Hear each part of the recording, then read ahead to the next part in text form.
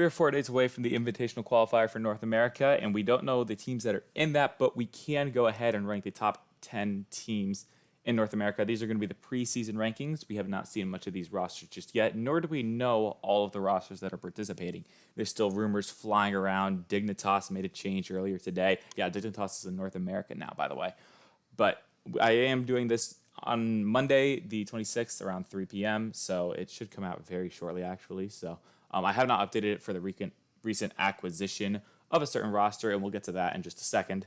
But I'm also considering doing this for Europe as well as maybe a Worlds rankings once we get all the rosters and we get underway of the season. But for now, here's my top 10 for North America in the preseason.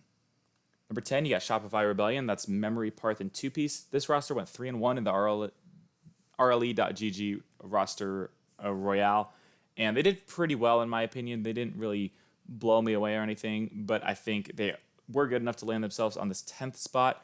The top 9 of North America are just ridiculously stacked, and I think all 9 of those have a realistic shot at LAN. And so while 10th did have to get filled out, I just kind of threw a team in here, and Shopify Rebellion filled that bill pretty nicely. For number 9, we've got NRG Esports, and that's Justin, Garrett G, and Squishy. It's ridiculous to me that I have them this low, but I can't rank them highly right now. They had an abysmal spring split. They got top 8 at Worlds, but they didn't really face anyone. They took down Renegades and Semper and then lost to G2. They just haven't done anything to super impress me recently, and so I do have them at 9. Upon that, they also just didn't make a change in the offseason when I think it might have been necessary. So I do have Energy at 9 right now, which is probably surprising to most people. And number 8, I have Stormtroopers, and that's apparently Jack, Nolly, and Chronic. Now, if you're thinking this is a European roster, well, you're 60% right. Apparently, Jack and Nolly have crossed the pond to join Chronic on the Stormtroopers. They are going to get picked up by an org here very soon. I believe that is currently rumored to be Gen G, but I do have them at number 8. The main reason for this is that it's a new team. We haven't seen these players play together too much. And Chronic, while he is like a very high prospect and everyone thinks he can do great things, we haven't seen it from him just yet. So I have him at 8 for now, but definitely a lot of room to shoot up in those rankings. Number 7, I have Space Station. That's Daniel, Arsenal, and LJ.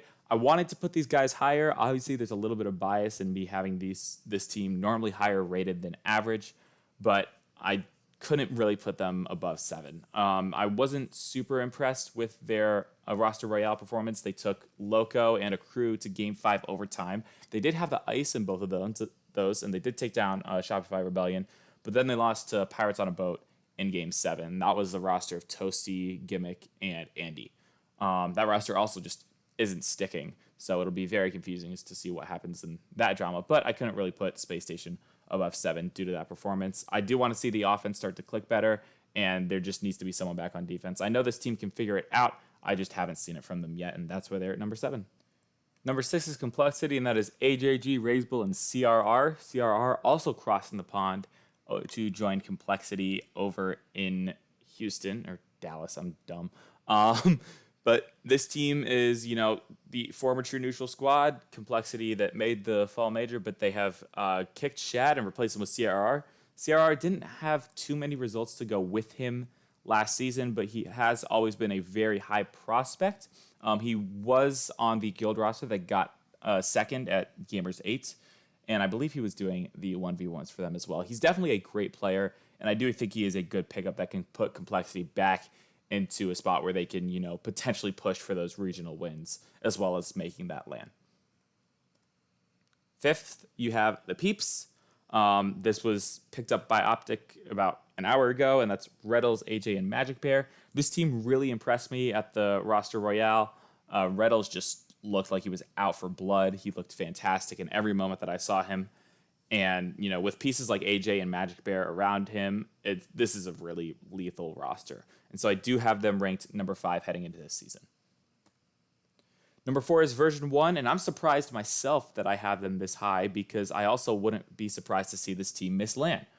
Beast Mode, Calm, and Torment, they are still a very good squad. They have the results to back them up. They did not make a change over the offseason, and I'm wondering if that's going to hurt them. If they can continue to play at the level they were playing in the spring and the World Championship, this roster will be just fine. They will make land. They still have a lot of potential.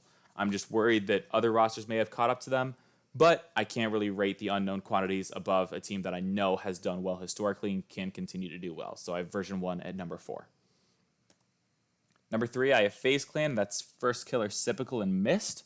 They ended up trading out AJ for Mist over the offseason, and one of the most surprising moves is this team got top 4 at Worlds. Obviously, this is a very solid roster. They did win the roster Royale put on by RLE.GG, and so they're still impressive, still gunning for regional wins. I do think this is definitely a clear third in North America. Number 2, I have Furia. That's Card, Kaio, and Yan. This team got top 4 at Worlds, and I really think they have so much potential still to unlock. I do think they'll come out swinging. I would not be surprised to see them take Regional 1 in North America. This roster is stacked. They are still great. They can still take names, and I do have them at number 2 in North America. They're coming up from South America, and so it'll be interesting to see how they fare against a lot more tougher matches, because I know while the top end of South America does have some solid teams, they don't really have that depth. And now Furia has to go up against 8 other teams that can potentially make this fall major. And so it'll be interesting to see how they fare. That being said, I can't discount results. Furia at number 2. Last but not least, no surprises here. G2 Esports is number 1. JNAP Chicago Atomic. They got second at Worlds. They have no reason for me to doubt them. They are still one of the top dogs of North America, and I do not see them going down anytime soon. Next up, rosters, we have, there's a Crew, Ghost, Xset, Dignitas, Oxygen, and Rogue. I'm going to go through and explain all of those. A Crew is the same. You still got Astro, Oath, and Fifi. They're still a solid roster. Would not be surprised to see them go pretty far. We don't know if they're in the Invitational Qualifier because we don't know those teams yet, but it would shock me if they weren't, honestly. Next, you have Ghost Gaming, which should also be in the Invitational Qualifier. They got around top 10 last season, but that is Ghost, Hoxer, and they've replaced Lion Blaze with T. Corel as the current rumor. They played with Zanil in the roster Royale, and so we couldn't really get a good look at their actual roster, and that was due to some contract negotiation stuff, but I do think T. Corel will be a good fit on this Ghost roster. Next up, you have Xset, and that's Rapid, Percy, and Evo. Rapid is currently trying to take on the entire nation of France, but I don't think he'll have that opportunity for the fall major. It'll take a lot for Xset to make that stride. Evo is still an up-and-coming player. He's got a lot of potential, and a lot of eyes will be on him when it comes to this Xset roster. Dignitas is confusing because Dignitas was a European team, and now they are not. They were always based in North America, and they actually started their Rocket League career in North America with a very little-known roster that I believe included Chicago, also Turtle and Zol, if I'm remembering correctly. But they are known as a dynasty team in Rocket League. They have traveled back across the pond, though, and they are picking up Andy, Drees, and someone. That someone was rumored to be Zanil up until today, when Zanil decided he was teaming with Turbo and JPOW, which is another team to look out for. But we don't really know who's going to fill this Dignitas spot. It could be Illusion, it could be Delta, but that then ruins Loco. The bubble scene, or maybe it's not bubble scene, but like the lower echelon of teams is still trading around players and trying to form the best teams possible to crack into that top 9 or really top 10. Oxygen, we have no idea what's happening with them. I think Toasty and Gimmick are still playing on teaming. They played with Andy for the roster Royale, and they got 4th. They upset Space Station in that bracket, and I think they were looking very good, but Andy decided to go elsewhere. So it'll be interesting to see what happens with Oxygen, and even if they stay with Oxygen. So just looking out still for that Toasty and Gimmick core and seeing who they end up with. Last but not least, you got Rogue. Rogue stayed the same. They're still Aqua, Gyro, and Taroko.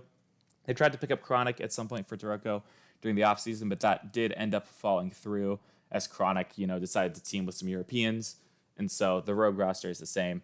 As I mentioned, Turbo's team is still out there, and Loco is still out there. There's still plenty of teams to keep an eye on beyond these 6, but these are the next 6 up that I had in mind.